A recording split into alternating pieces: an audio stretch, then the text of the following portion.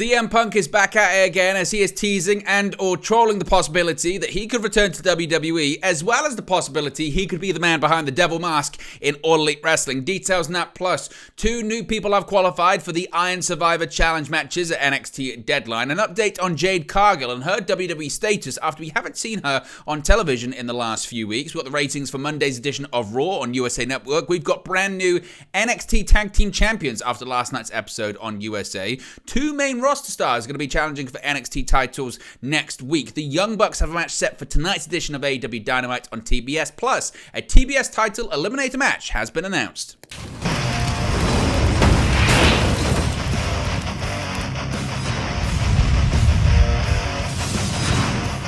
Hey guys, welcome back to Wrestling News 365. Hope everyone is doing very well. As always, there are plenty of news stories to get into in the world of professional wrestling. Let's start off talking about CM Punk. He's back at it again, as I mentioned, with the teases and the trolls on his Instagram stories. Now, of course, CM Punk was fired from AEW after it was reported that he was involved in a backstage altercation with Jack Perry at All In at London's Wembley Stadium earlier on this year.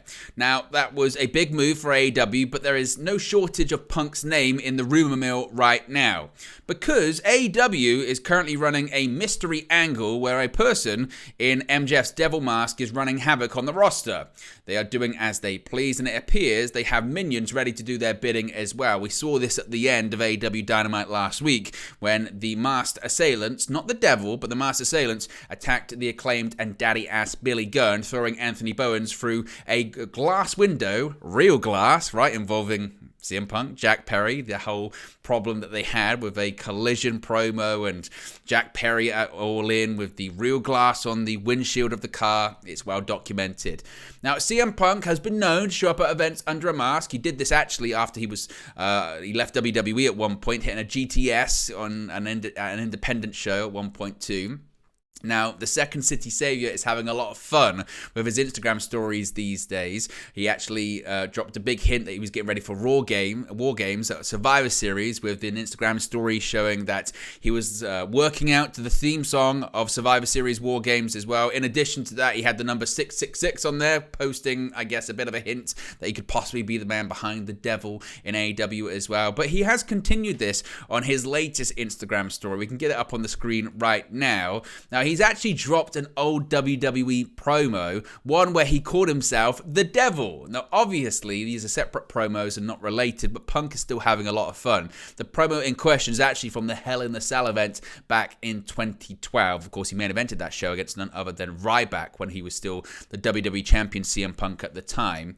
Now, as of right now, the reports still are that CM Punk is not closing in on a WWE return or anything like that. The two sides are not in talks, and CM Punk is not expected to be at Survivor Series in his hometown of Chicago, Illinois next weekend. As far as the possibility that CM Punk could be the man behind the devil mask, Sean Ross Sapp and others have gone on record on several occasions stating that if indeed CM Punk is the man who is wearing MJF's mask, it would be a surprise and news to pretty much everyone on the AEW roster.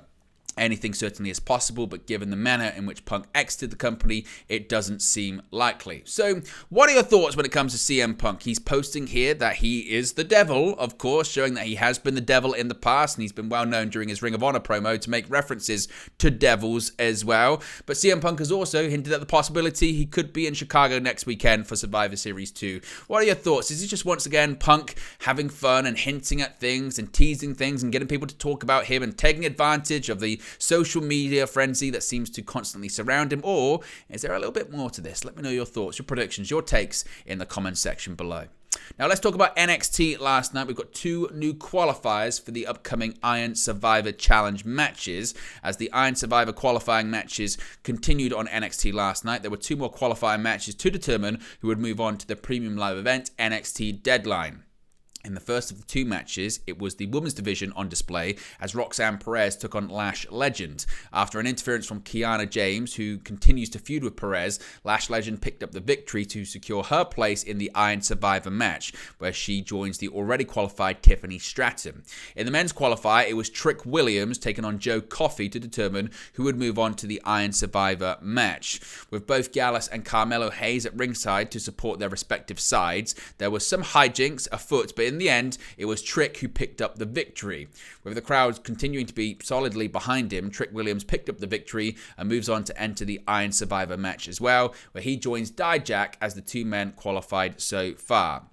Now, elsewhere, actually, in the main event match, Baron Corbin bested Wes Lee, and after the match, he was granted his wish after a physical altercation with NXT champion Ilya Dragunov, who ran out after Lee was getting beat down post-match. The champion made the big title shot official for Deadline. Dragunov told Corbin he would put the NXT championship on the line in a match against Corbin at Deadline on November 9. So an NXT championship match is set for that premium live event, in addition to the Iron Survivor matches too.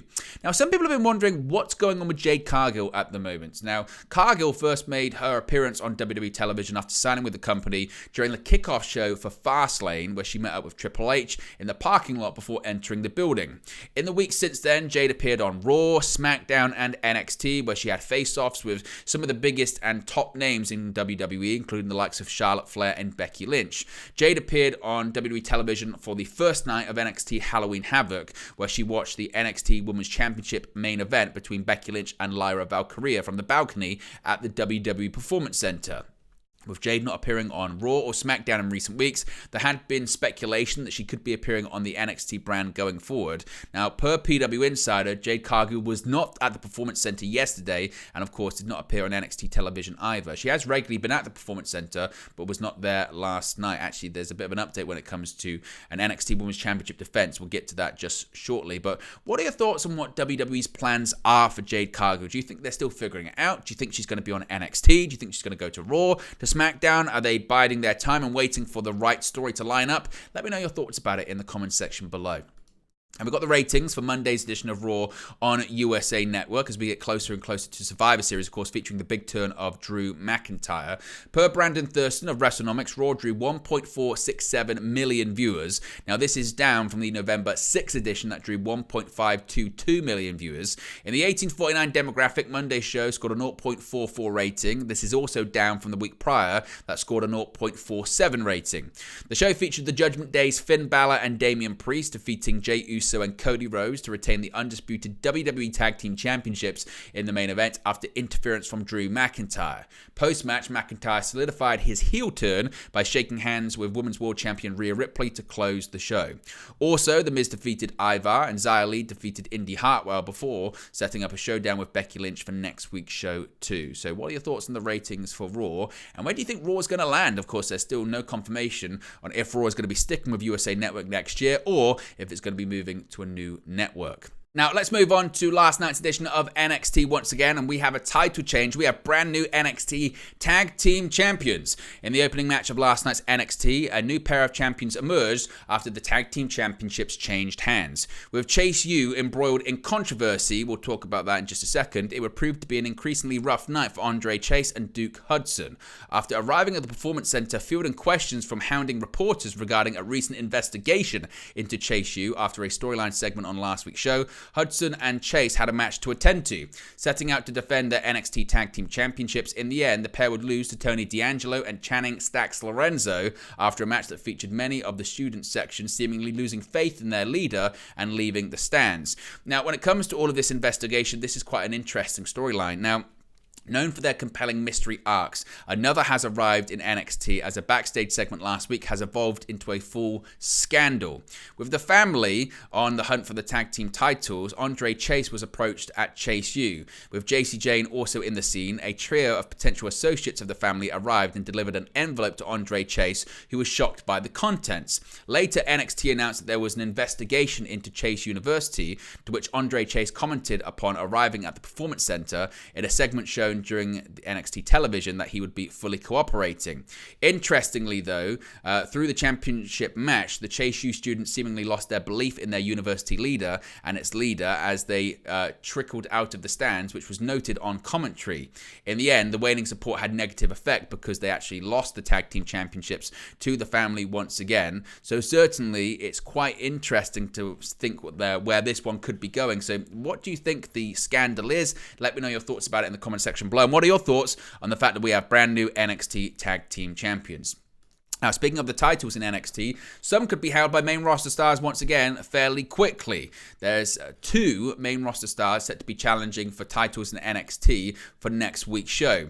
There was a Warrior tea ceremony in order to confirm an upcoming match on next week's show, as a main roster star is coming after an NXT championship. After Xia Li has continued a current campaign of destruction around the main roster, she's taking her furious kick to NXT as she's set to take on Lyra Valkyria.